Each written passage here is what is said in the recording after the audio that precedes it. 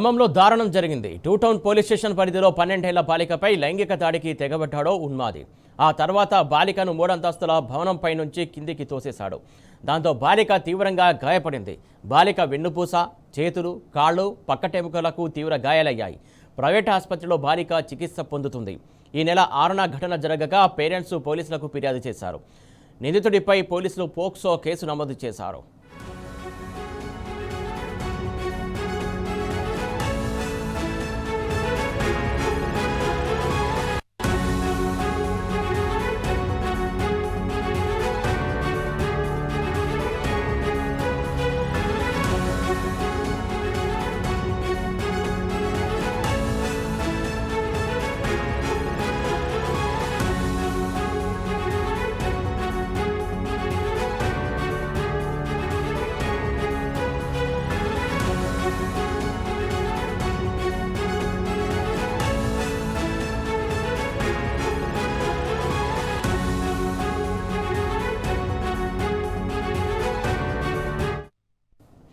ఖమ్మం జిల్లాలో 12 ఏళ్ల బాలిక పైన లైంగిక దాడి జరిగింది. అలాగే దాడి తర్వాత కూడా ఆ బాలికను ఏదైతే నిందితుడు 3 అంతస్తుల భవనం పైనుంచి కిందికి తోసేసినటువంటి ఘటన ఆలస్యంగా వెలుగులోకి వచ్చింది. దీనికి సంబంధించి పూర్తి సమాచారం మా ప్రతినిధి సాంబశివరావు అందించడానికి సిద్ధంగా ఉన్నాడు. సాంబశివరావు, చెప్పండి, అసలు ఈ ఘటనకు సంబంధించి డీటెయిల్స్ ఏంటి? సురేష్, ఖమ్మం పట్టణంలో ఉన్నటువంటి టూ టౌన్ పోలీస్ స్టేషన్ పరిధిలో ఉన్నటువంటి ఒక ఏరియాలో ఒక 12 ఏళ్ల బాలిక మీద అఘాయిత్యం జరిగినట్టుగా ఆలస్యంగా ఇష్యూ బయటకు వచ్చింది. 6వ తారీఖున ఈ ఇష్యూ జరిగినట్టుగా చెప్తా ఉన్నారు. ఒక 12 ఏళ్ల బాలిక పైన లైంగిక దాడి చేసి ఆ తర్వాత ఆ బాలికను 3 అంతస్తుల బిల్డింగ్ నుంచి తోసేసినట్టుగా ప్రాథమికంగా ఇప్పటి వరకు ఉన్నటువంటి సమాచారం. ఆ బాలిక కుటుంబ సభ్యులు కావచ్చు, వాళ్ళ బంధువులు కావచ్చు, పోలీసు వర్గాలకు అందుతున్నటువంటి సమాచారం ప్రకారం ఆ పాప మీద లైంగిక దాడి జరిగింది. ఆమె ఎవరికైనా చెప్తుందనేటువంటి అనుమానంతో ఈ ఘాతకానికి పాల్పడినటువంటి వ్యక్తి ఆ అమ్మాయిని పైనుంచి తోసేసినట్టుగా చెప్తున్నారు. బాలిక వెన్నుపూస, చేతులు, కాళ్ళు, పక్కటెముకలకు తీవ్ర గాయాలు కావడంతో ఊపిరి తీసుకున్నటువంటి పరిస్థితి కూడా చాలా క్రిటికల్ గా మారిందని ఖమ్మం నగరంలో ఉన్నటువంటి ఒక ప్రైవేట్ ఆసుపత్రిలో చికిత్స అందిస్తున్నట్లుగా పోలీసు వర్గాలు చెప్తున్నాయి. నిందితుడి మీద ఇప్పటికే పోక్సో కేసు కూడా నమోదు చేసినట్టుగా పోలీసు వర్గాలు తెలియజేస్తున్నాయి.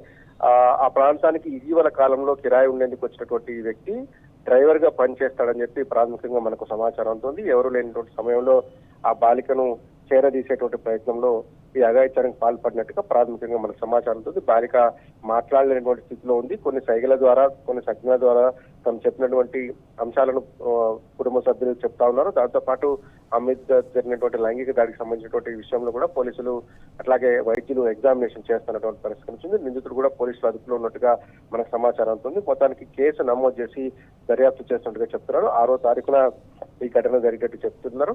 3 రోజుల తర్వాత ఆలస్యంగా వెలుగులోకి వచ్చింది. ప్రస్తుతం ఆ బాలిక పరిస్థితి అత్యంత విషమంగా ఉన్నట్లుగా చెప్తా ఉన్నారు.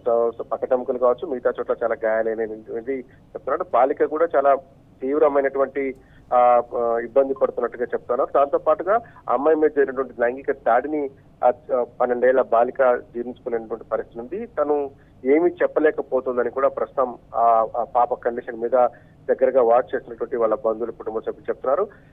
నిందితుడికి సంబంధించినటువంటి వివరాలు కూడా కొంత జాబ్ గోప్యంగానే ఉంచినటువంటి నేపథ్యం ఉంది. అతను డ్రైవర్ వృత్తి చేస్తాడని, యాక్టింగ్ డ్రైవర్ గా పనిచేస్తాడని, ఈ ఏరియాకు ఇటీవల కాలంలోనే ఒక ఇల్లు అద్దెకు తీసుకొని వచ్చి ఈ ఘాతకానికి పాల్పడ్డట్టుగా చెప్తున్నారు. అతనికి ఏమైనా క్రిమినల్ హిస్టరీ ఉందా, లేకపోతే ఏ సందర్భంలో ఇటువంటి అఘాయిత్యానికి పాల్పడనేటువంటి విషయం కొంత సమయం ఎగ్జామినేషన్ తర్వాత బయటకు వచ్చే అవకాశం కనపడుతుంది. మొత్తంగా బాలిక మీద ఇంత పెద్ద అఘాయిత్యం జరగడం, అది 3-4 రోజుల తర్వాత వెలుగులోకి రావడం నగరంలో సంచలనంగా మారింది. పోలీసులు ఒక సవాల్గా మారింది. పూర్తి స్థాయి విచారణ జరపాల్సినటువంటి అవసరం ఏర్పడింది. ఎందుకంటే రాష్ట్ర వ్యాప్తంగా అనేక అంశాల్లో ఇప్పుడు ఈ మధ్యకాలంలో పోక్సో కేసులు నమోదు కావడం, పెద్ద వాళ్ళ పిల్లలే వీటిలో ఇన్వాల్వ్ అవడం నేపథ్యాలు కూడా చూస్తున్నాం. అట్లాగే ఈ ఇన్సిడెంట్ చూసినట్లయితే కనుక సమాజంలో నేర ప్రవృత్తి, చిన్నపిల్లల మీద జరుగుతున్నటువంటి అఘాయిత్యాల పట్ల కఠినంగా వ్యవహరించాలనిపిస్తున్నటువంటి అవకాశాన్ని ఎత్తి చూపుతోంది. ప్రస్తుతం ఆ బాలిక అయితే ఖమ్మం నగరంలో ఉన్నటువంటి ఒక ప్రైవేట్ ఆసుపత్రిలో చికిత్స పొందింది. కొంత పరిస్థితి విషమంగా ఉన్నట్లు చెప్తున్నారు. సంజ్ఞల ద్వారా మాత్రమే తను జరిగినటువంటి ఆ అన్యాయాన్ని చెప్పేటువంటి ప్రయత్నం చేస్తుందని చెప్పి కుటుంబ సభ్యులు, బంధువులు చెప్తున్నారు. ప్రస్తుతం పోలీసులు దీని మీద పూర్తి స్థాయి విచారణ జరుపుతున్నారు. సురేష్. సమస్యలు ప్రధానంగా ఈ మధ్య కాలంలో చూస్తున్నాం పోక్సోకి సంబంధించి కేసులు అనేకంగా నమోదవుతున్నటువంటి సిచ్యువేషన్ మనం చూస్తున్నాం. ఇంత పోక్సో చట్టం వచ్చినా కూడా బాధితులకు న్యాయం జరగట్లేదనే ఆవేదన వ్యక్తమవుతున్నటువంటి సిచ్యువేషన్ మనం చూస్తున్నాం. ప్రధానంగా ఏదైతే అఘాయిత్యాలకు పాల్పడే వాళ్ళు కూడా ఇంకా విచ్చలవిడిగా పెట్టరైపోతున్నటువంటి సిచ్యువేషన్నే మనం చూస్తున్నాం. అంటే ప్రధానంగా ఇక్కడ సరైన న్యాయం జరగకపోవడమా లేకుంటే శిక్ష పడకపోవడం వల్ల ఇంకా ఏదైతే అఘాయిత్యాలకు పాల్పడే వాళ్ళు ఇలా రెచ్చిపోతున్నారు అనుకోవాలా?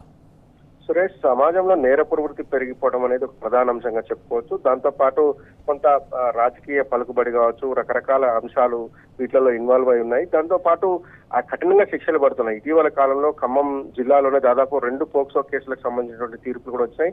ఒక కేసులో 10 ఏళ్లు, ఒక కేసులో 20 ఏళ్లు జైలు శిక్షలు పడినటువంటి నేపథ్యాలు కూడా ఖమ్మం జిల్లాలోనే వెలుగులోకి వచ్చాయి. అదే రాష్ట్ర వ్యాప్తంగా చూసినప్పుడు కూడా అనేక కేసులలో ఈ మధ్య కాలంలో పోక్సో కేసు ఘటనకు పాల్పడినటువంటి నిందితుల పట్ల కఠినమైన శిక్షలు పడుతున్నటువంటి నేపథ్యాలు ఉన్నాయి.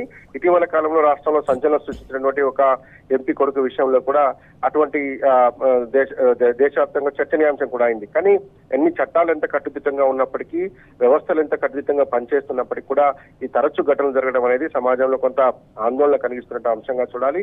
ముఖ్యంగా బాలికలు, చిన్న చిన్న పిల్లలను 3 ఏళ్లు, 5 ఏళ్లు, 10 ఏళ్ల బాలికల మీద జరుగుతున్నటువంటి అవకాశాలు సమాజ హితానికి అంత మంచివి కావు అంటున్నటువంటి అభిప్రాయం వ్యక్తమవుతోంది. అట్లాగే కొంత అవేర్నెస్ కల్పించాల్సినటువంటి ఆస్కారం ఉందని కూడా పెద్ద ఎత్తున చర్చ జరుగుతుంది. కఠినమైనటువంటి శిక్షలు వేయడంతో పాటు కంట్రోల్ చేయాల్సినటువంటి ఆస్కారం ఉంటుంది. ఇటువంటి వ్యక్తులను, అటు నేర ప్రవృత్తి కలిగినటువంటి వ్యక్తులను మీద వాచ్ పెట్టడంతో పాటు పిల్లల తల్లిదండ్రులకు, అట్లాగే ఆయా ప్రాంతాలలో స్కూల్స్ కావచ్చు, ఇతర వాటాలు కావచ్చు, గుడ్ టచ్, బ్యాడ్ టచ్ లాంటి అంశాలను కొంత చెప్తే బాగుంటుంది అనేటువంటిది ఉంది. దాంతోపాటు చట్టాలను కఠినంగా అమలు చేయడం, ఏదైనా ఇటువంటి క్రిమినల్ చర్యలకు పాల్పడ్డప్పుడు ప్రభుత్వాలు కావచ్చు, అట్లాగే చట్టాలు చాలా సీరియస్ గా వ్యవహరిస్తాయనేటువంటి ఒక భరోసా ఇచ్చినట్లయితే కనుక ఇటువంటి నేరాలు జరిగేటువంటి ఆస్కారం ఉండదు అనేటువంటి అభిప్రాయం అవుతుంది. పోక్సో కేసుల విషయం కొంత ఆందోళన కలిగిస్తున్నటువంటి అంశం. ఎందుకంటే ఇటీవల కాలంలో చాలా చూసాం, అనేక కేసులు వెలుగులోకి వస్తున్నాయి. అందులో కొన్ని పొలిటికల్ ఎజెండా ఉన్నటువంటివి కొన్ని ఉంటాయి, మరికొన్ని అనుకోకున్న సంఘటనలు, గ్రామీణ ప్రాంతాల్లో జరుగుతున్నటువంటి సంఘటనలు కూడా